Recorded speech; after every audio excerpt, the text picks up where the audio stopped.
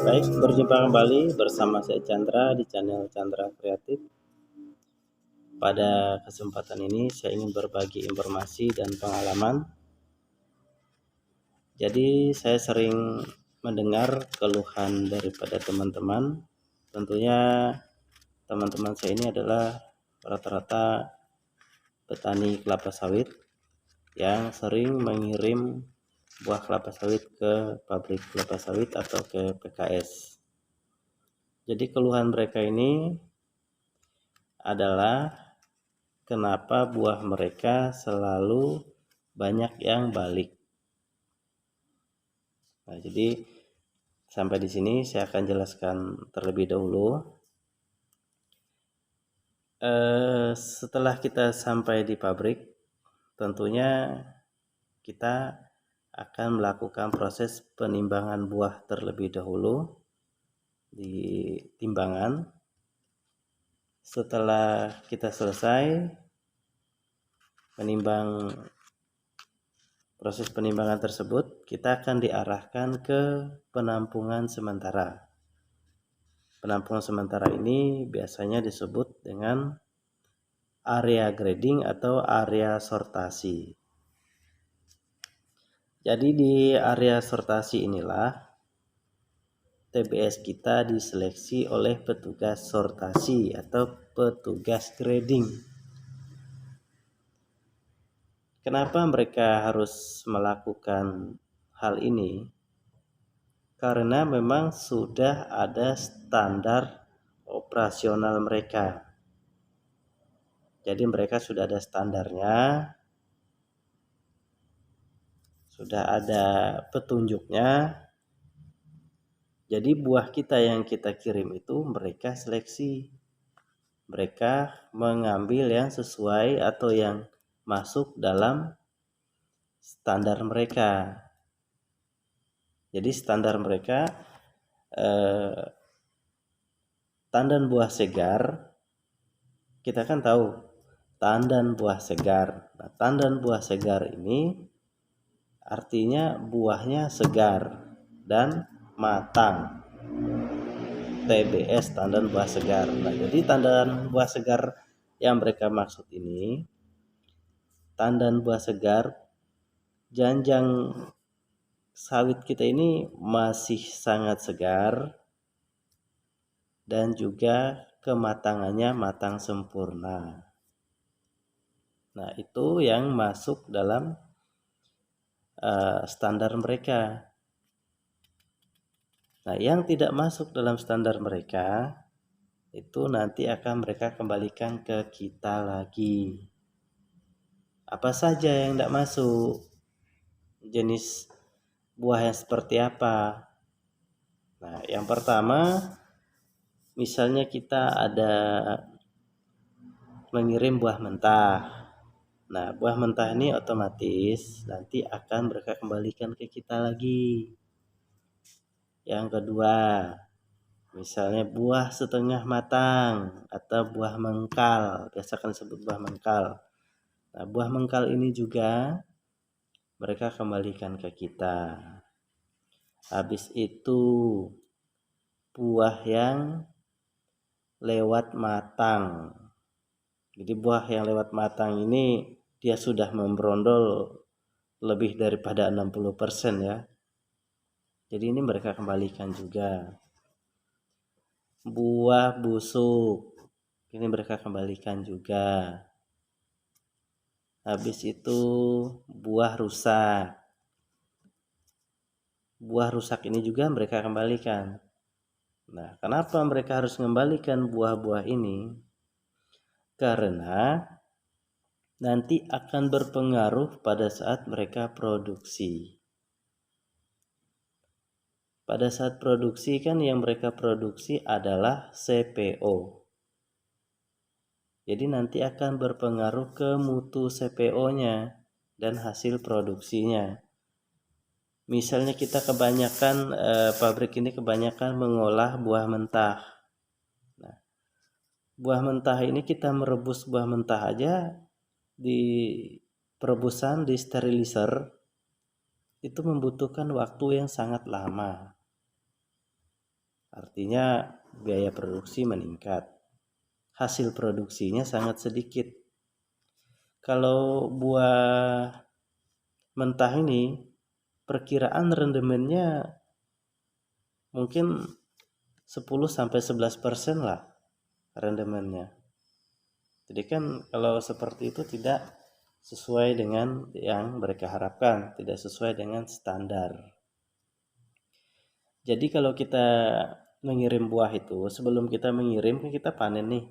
Jadi ketika kita panen benar-benar kita mengirim buah yang sesuai dengan standar perusahaan, standar daripada pabrik, agar kita tidak rugi. Tentu kalau kita memanen buah mentah, otomatis nanti akan berpengaruh juga dengan tanaman kita. Udah buah ini dikembalikan oleh pihak pabrik, kita rugi tenaga, rugi waktu tentunya. Jadi sederhana sekali untuk menghindari hal seperti itu.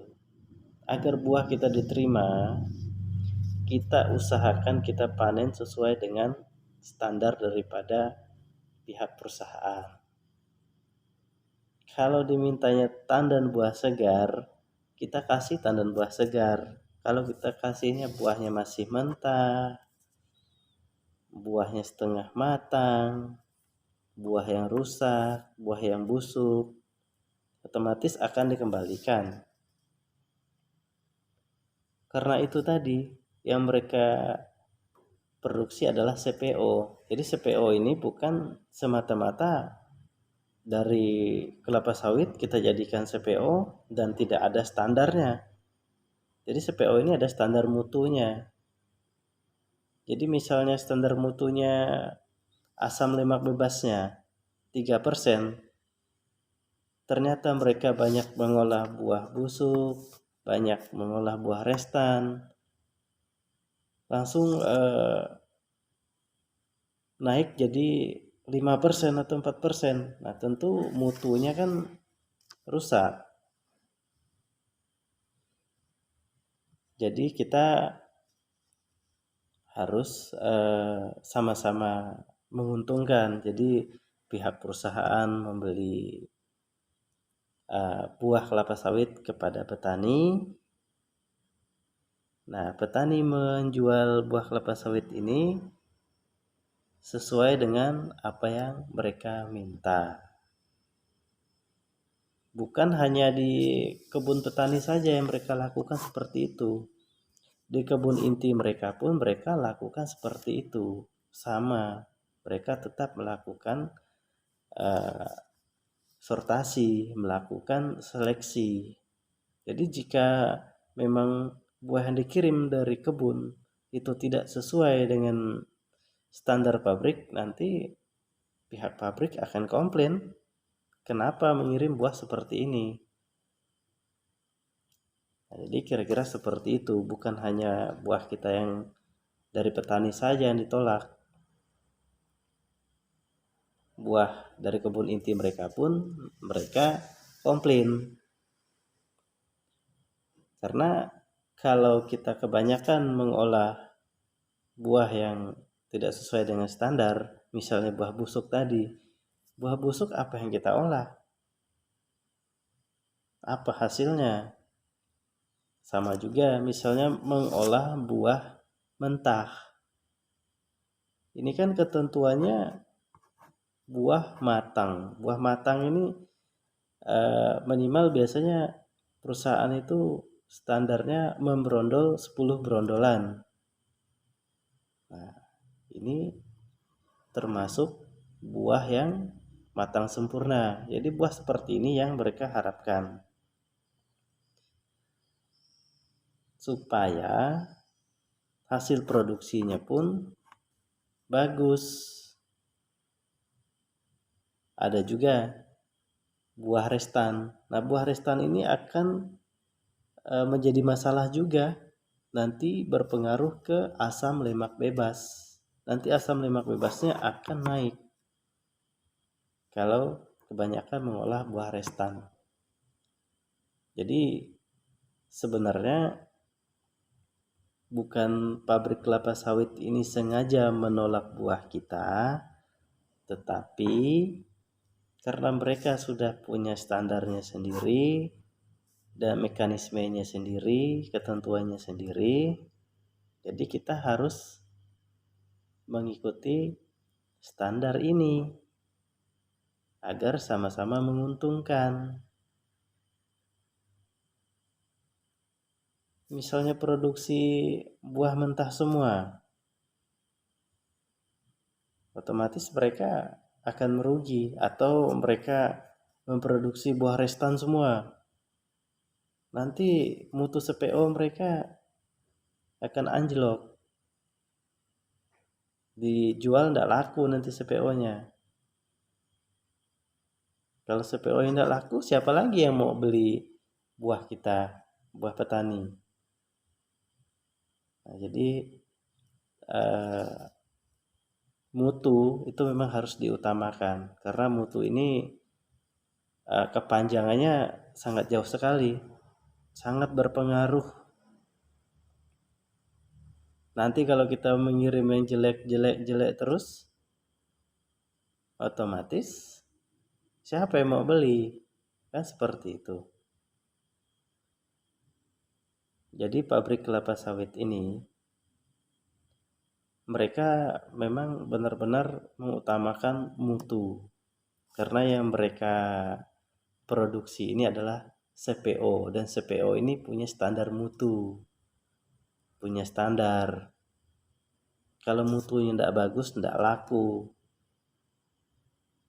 Jadi saya rasa itu yang dapat saya bagikan. Jadi kita sama-sama belajar. Saya juga masih belajar juga. Saya bukan ahlinya, tapi yang saya ketahui akan saya bagi kepada kita semua agar kita tidak salah atau kita berpikiran yang macam-macam. Jadi kita harus tetap semangat. Kita harus selalu menjaga mutu agar sama-sama menguntungkan. Akhir kata, saya ucapkan terima kasih kepada kawan-kawan yang setia mengikuti apa yang saya sampaikan. Mudah-mudahan apa yang saya sampaikan bermanfaat untuk kita semua, untuk kebaikan kita semua. Terima kasih, sampai jumpa, sampai bertemu di lain kesempatan. Salam sehat.